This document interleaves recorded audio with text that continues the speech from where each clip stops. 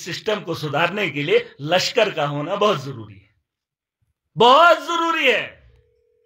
और आम आदमी समझेगा कि कैसे होगा। इसकी मिसाल मैंने कल भी दी थी, तो आज भी दे रहा हूं। पुराने जमाने में सुना था कि कोई गरीब जब बंदूक उठाता था, जब उसका नाम होता था, नाम, जैसे बुरहान वानी एक बहुत बड़ा नाम था, पूरी दुनिया के अंदर उसका नाम था, एक टीचर का बेटा था कि नहीं था? लेकिन अगर वही शख्स, उसके जैसे बहुत सारे नौजवान, अगर वो पॉलिटिक्स में आते तो कोई उसको नहीं मानता। अरे मेरा आज वही ब्रांड है, मुझे कुछ नहीं चाहिए, कुछ नहीं चाहिए, लेकिन सिस्टम को सुधारना हमारा फर्ज है।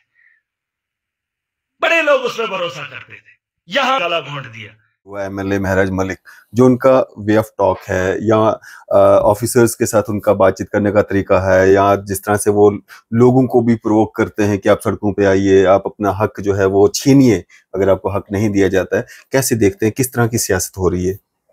देखिए, एक जो एमएलए होता है, और खासकर किसी भी कॉन्स्टिट्यूंसी का, जो लोगों ने ट्रेडिशनल पॉलिटिशियंस को छोड़ के ट्रेडिशनल पॉलिटिकल पार्टी, सिंदूर ना सोनिया गांधी ने लगाया, अब वो लगाने लायक भी नहीं है, ना प्रियंका गांधी ने लगाया। प्रियंका की एक दिन मांग भरी हुई दिखा दे, कांग्रेसियों को ये बर्दाश्त नहीं हो सकता। और सिंदूर तो बिल्कुल भी नहीं होगा, क्योंकि सिंदूर ना सोनिया गांधी ने लगाया, अब वो लगाने लायक भी नहीं है, ना प्रियंका गांधी ने लगाया। प्रियंका की एक दिन मांग भरी हुई दिखा दे, या तो राबर्ट को मानती है कि नहीं मानती, ये कांग्रेस ही बताए कि उसका वजूद है कि नहीं है। लेकिन इन कांग्रेसियों को पता ही नहीं है कि सिंदूर की कीमत क्या होती है। अगर हम बात करें विक्रम सिंह रंधावा, भाजपा एमएलए बाहू कॉन्स्टिट्यूंसी से, उनका भी एक क्लिप जो है वो काफी ज्यादा वायरल हो रहा है, जिसमें वो सिंदूर को लेकर के बात कर रहे हैं। और अगर हम बात करें प्रियंका गांधी जी, सोनिया गांधी जी, कल प्रोटेस्ट भी कांग्रेस की तरफ से किया गया, उस स्टेटमेंट को आप कैसे देखते हैं? वो भी अनफॉर्चुनेट है, वो भी हमारे भाई हैं, लेकिन वो बीच बीच में ऐसी बातें कर देते हैं, शायद वो ये समझते हैं कि ये बातें करने से उनकी जो सम्मान है जो सोसाइटी में बढ़ जाता है, तो गलत बात। जो यूपीए चेयरपर्सन रही हैं, जिनके senior journalist Sohail Kazmi sir हमारे साथ मौजूद हैं। सोहेल सर, कैसे देखते हैं, क्या सियासत का दौर, सियासत करने का तरीका बदल रहा है? जिस तरह से हम एक युवा को देख रहे हैं, युवा एमएलए महराज मलिक, जो उनका वे ऑफ टॉक है या ऑफिसर्स के साथ उनका बातचीत करने का तरीका है, या जिस तरह से वो लोगों को भी प्रोवोक करते हैं कि आप सड़कों पे आइए, आप अपना हक जो है वो छीनिए अगर आपको हक नहीं दिया जाता है, कैसे देखते हैं, किस तरह की सियासत हो रही है? देखिए, एक जो एमएलए होता है, और खासकर किसी भी कॉन्स्टिट्यूंसी का, जो लोगों ने ट्रेडिशनल पॉलिटिशियंस को छोड़ के, ट्रेडिशनल पॉलिटिकल पार्टीज को छोड़ के, एक आम आदमी पार्टी जिसको हम बोलते हैं, जिसका वजूद ही नहीं है जम्मू कश्मीर में, उसका एक नुमाइंदे को जिताते हैं, तो ये होप से जिताते हैं कि ये जो कॉन्स्टिट्यूंसी है ये प्रॉस्पेरिटी की तरफ चलेगी। एक हमने सेल्फलेस नुमाइंदा बना के भेज रहे हैं असेंबली में, जो उस कॉन्स्टिट्यूंसी की जो तरक्की है, जो उसका रख रखाव है, उसको और अच्छी तरह करेगा। हर सिस्टम में हर चीज का एक दायरा होता है, एक तरीकाकार होता है, एक आइन होता है। एमएलए का भी एक आइन है, एमएलए को खुदा नहीं है, एमएलए को लोगों ने चुना है, और कितनी देर के लिए चुना है ये भी नहीं पता। इतनी अनसर्टेनिटी रहती है, साल में भी सरकारें गिर जाती हैं, दोबारा हम इलेक्शंस की तरफ चलते हैं। तो जो वक्त किसी एमएलए को मिलता है, अगर वो सिविलाइज्ड वे में काम करता है और बिल्कुल लोगों का दर्द समझ के वो एजिटेट करता है लोगों के इश्यूज को, फिर तो बहुत अच्छी बात है।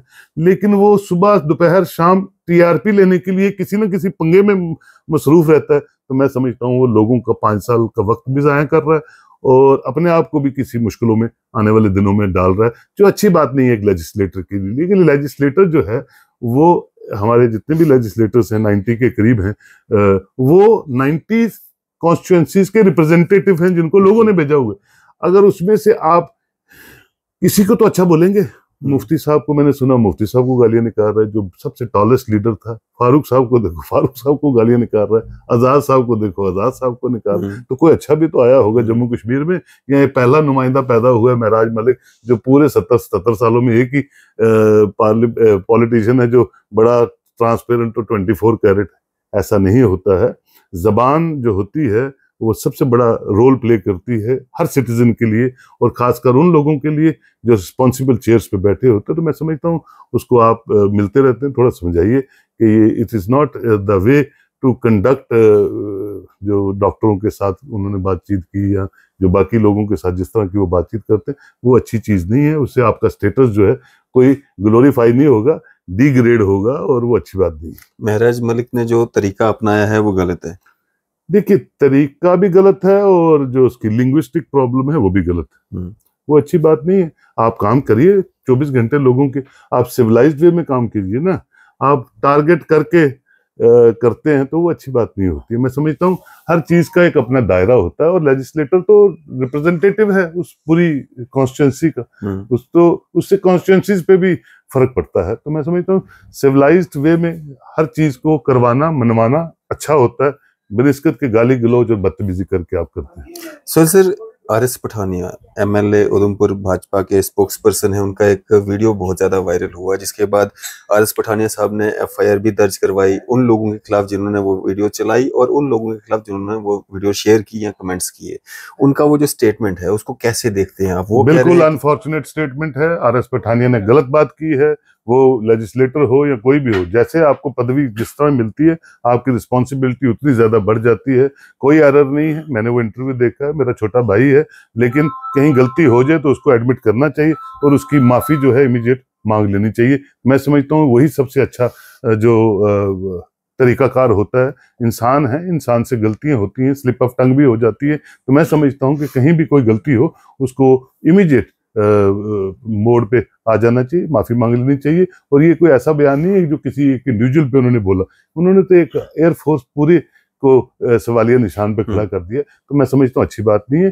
पार्टी भी और वो भी उसकी माफी मांगे, और बिल्कुल लोग उसको नजरअंदाज कर देते, भूल जाते हैं। तो माफी मांगने के बजाय वो जो एफआईआर लगवाई जा रही है तो गलत है, वो भी गलत है। उससे क्या होगा?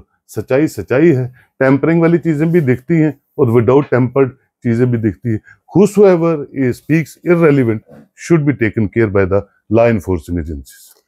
अगर हम बात करें विक्रम सिंह रंधावा, भाजपा एमएलए भाऊ कॉन्स्टिट्यूंसी से, उनका भी एक क्लिप जो है वो काफी ज्यादा वायरल हो रहा है, जिसमें वो सिंदूर को लेकर के बात कर रहे हैं। और अगर हम बात करें प्रियंका गांधी जी, सोनिया गांधी जी, कल प्रोटेस्ट भी कांग्रेस की तरफ से किया गया, उस स्टेटमेंट को आप कैसे देखते हैं? वो भी अनफॉर्चुनेट है।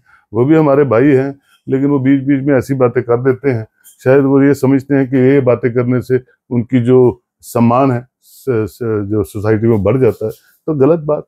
जो यूपीए चेयरपर्सन रही हैं, जिनके हस्बैंड को असैसिनेट कर दिया हिंदुस्तान में, जो प्रधानमंत्री रहे, जिनकी सास यहाँ प्रधानमंत्री रही, जिनकी सास के वालिद यहाँ पर प्रधानमंत्री रहे, जिन्होंने मुल्क के लिए शहादतें दी, उनके लिए आप सिंदूर को इस तरह से बात कर रहे हैं, तो it's very unfortunate, very unfortunate. Sir जिस तरह के हालात अभी आप देख रहे हैं जम्मू कश्मीर के, नेशनल कॉन्फ्रेंस को कहाँ पे देखते हैं? नेशनल कॉन्फ्रेंस जो है इस वक्त जो उमर लेड सरकार है बहुत अच्छा काम कर रही है। उमर साहब टायरलेसली लोगों तक पहुंचने की कोशिश कर रहे हैं। फारूक साहब भी इतनी एज में भी मैं उनको सलाम करता हूँ, सलूट करता हूँ, वो भी कोशिश कर रहे हैं कि जम्मू कश्मीर का जो फैब्रिक है वो मेंटेन रहे।